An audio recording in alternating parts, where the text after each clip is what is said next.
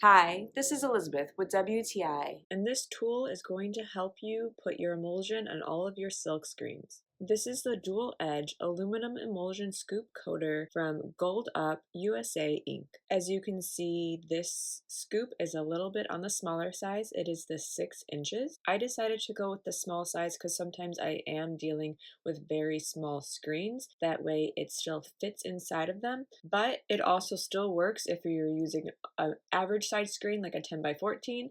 It still works very good. I just end up using 2 separate strokes, and then that way it completely coats your screen.